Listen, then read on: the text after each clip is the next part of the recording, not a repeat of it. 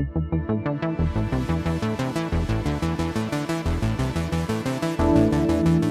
everyone, Retro Fun Tech here. Welcome back to the channel. So I recently found out that the Anbernic RG35xx can run another custom firmware called Batocera. So I wanted to test it out and show how it runs. Not only is this another option out there for custom firmware besides GarlicOS, it has the ability to play a few other systems, N64, Dreamcast, and PSP. GarlicOS doesn't support these systems. Now, Batocera is only in beta version for the 35xx. Let's see how it runs. So what is Batocera? For some you may think I'm talking about the insect Batocera. Nope. Batocera isn't new to the retro gaming world. It's been around for several years. Batocera is a Linux operating system. It's an open source and completely free retro gaming firmware. It supports over 220 systems and emulators on multiple platforms. The typical use case for this operating system is that you can copy it to a USB stick or an SD card with the aim of turning any computer into a gaming console. There are even videos out there on how to use it on some x86 handheld devices or even the Steam Deck.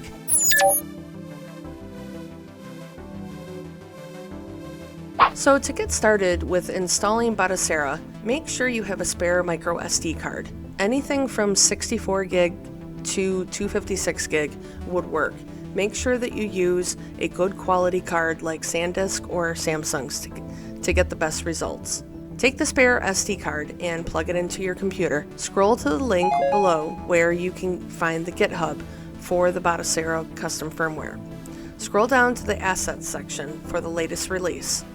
Click the link with the img.gz file extension at the end. So there's two programs that you will need, and I have links below. First, we are going to use Balena Etcher to write the file to the SD card. Once you have the firmware image downloaded, you download Balena Etcher. The app should automatically open, or just open it. So now we need to do 3 simple steps. Find the custom firmware image file, select it. Next, we will select where we are going to be writing that file to. In this case, it's the SD card. Please make sure that you don't select your computer's hardware. Otherwise, bad things will happen. As you can see, my computer doesn't even let me, which is good. Now we flash the card. No, not those flashes. Flash the image to the card. If a window pops up, click yes. You want to write to the card. This process may take 10 minutes or so sit back, relax, go make yourself a sandwich. If you see any pop-ups about inserting a disk, just hit cancel. After the process is done, cancel out of any pop-ups that tell you to format the disk. Now, right-click on the card, eject it, and put it into your 35xx device. Power on the device. You will be greeted with the Batocera logo, and then a few setup screens. This will also take a few minutes, so go grab a snack or some chips to go with that sandwich. Once the installation is done, the device will turn off. So when you come back to it, just power it on and see if the installation worked. Once you get past the initial screen, you want to hit Start. You will need to configure the controls, so don't skip this part. For anything that you can't configure, hold any button down to skip it, and just follow the prompts below. Alright, so here we have Batocera. Now we don't have any game files on here yet. There are some free games that come with Batocera, as you can see here. Batocera only shows you the systems that you have games for on the main screen. Otherwise it hides those systems. Installing ROMs. So before we move game files over, we need to create a partition on the SD card. Don't worry, it's not that hard. Just follow along and I will show you how to do that. To move your ROMs or game files to the card, let's first power down the device and take the SD card out and pop it into the computer. Here is the second program that you will need for the process. It's called Minitool Partition Wizard, and it's free. The link is in the description below to download it. Once it's installed, open it and it will show you all your drives that are connected to the computer. Select the drive named Share. It'll be down at the bottom. Right-click and then select Format.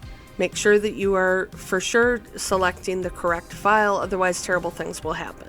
You click OK. You will need to change the card format to exFAT. You can use FAT32, but sometimes it doesn't play well with others, so just use exFAT. When you see that it's changed at the bottom, click Apply in the bottom left corner. Click Yes on the pop-up, and then some magic happens. And we're good. As long as it says successful, you can exit the program. Now, eject the micro SD card and pop it back into your device. Now the device will see the partition on the card and it'll start creating the game folders. Once it's done loading and goes to the main screen, shut down the system once more and eject the card out and pop it back into your PC. When you put the SD card back into your computer, the share partition will show up. You can close out of any other window except for the share partition. And now you can copy over all your BIOS files and your ROMs. Make sure that you do the BIOS first, otherwise some systems will not run correctly without the BIOS files. Now click on the ROMs folder and you can copy over all your ROMs to their designated folders. Another link that I will leave in the description below is the Batocera wiki page.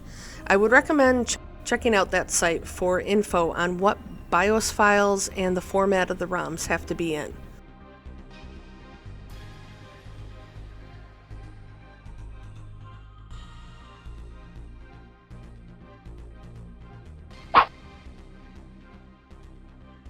Alright, game testing. Finally, let's show off our hard work. Here are some games I will test out. As per usual, you shouldn't have any issues with 8-bit or 16-bit systems on this device, just like you didn't when it was right out of the box. Now, I will mention that I don't expect to get amazing gameplay from the higher-end systems, N64, Dreamcast, or even PSP. They are really just bonus systems. This device was not made to play anything higher than PlayStation 1. So the fact that we can get any games running is really cool. And no, you will not be able to play God of War on here. Don't even try it. The games that will run will be more two-dimensional games. Platformers mainly. There will be some audio stuttering at times, and well, it's up to you if you think you can handle playing those games with some audio stuttering. Speaking of audio stuttering, I'm sure you can hear it with this game. So with N64, I did have to switch the emulator depending on what game I was running. Super Smash Bros. Was a bit laggy and had some audio stuttering, so I switched the emulator to a different one. I also turned frame skip on to 1. And, well, I don't know if it's any better. Some games just might not work, unfortunately.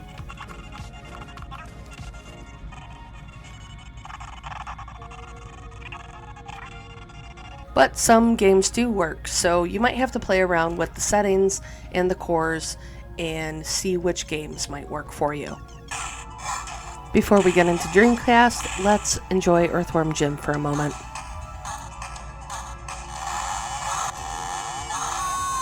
Now for Dreamcast, before you even run Dreamcast, you will need to change the emulation core to FlyCast in order to get the best experience. Otherwise, hardly anything will run. However, you have to be mindful of the Dreamcast games because some of them actually require a joystick, which is not something that the 35xx has. Now this game works without joysticks. There's still some audio stuttering and a little slowdown, but it might be playable depending on who you are. I might actually enjoy this tiny slowdown in Tony Hawk 2 because I was able to land a few more tricks than usual. Finally, we have PSP. Now, before I even loaded a game, I made sure that the emulator core was on PPSSPP. Say that 5 times fast. And here we have PSP. Now, I did get a glitch on camera. I'm not sure what happened, but the device ended up correcting itself, and I was able to play the game longer than what I show in the video without any further stuttering or glitching. But you can see that it just corrects itself, and then we're back to playing Metal Slug. Not sure what happened there, but whatevs. And just like with the other two systems, some games just won't work right. I tried a few different hacks. Frame skip on 1, dropping the resolution down to 1x.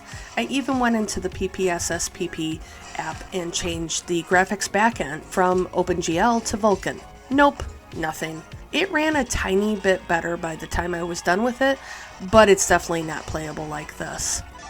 So 2D games mostly work fine. Just keep in mind with these extra systems that not all the games will work, and those that do, especially if they are more 3D, they might take some tinkering to get them to work right. I would not recommend a new retro handheld user to use this custom firmware. This is definitely more for the tinkering geeks out there, myself included, that want to push this device to its limits.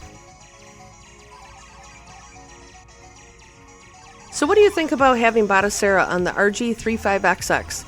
I know there are a lot of steps to get this working, but it might be cool to place some of these systems on your device. Or are you thinking it's not really worth it? Personally, I think it's neat that we have another custom firmware out there other than GarlicOS. Nothing against GarlicOS, but it's nice to have some options. I'm interested to see how it will play once it's not in the beta version anymore. Let me know your thoughts in the comments below. Stay awesome, everyone, and go play some games.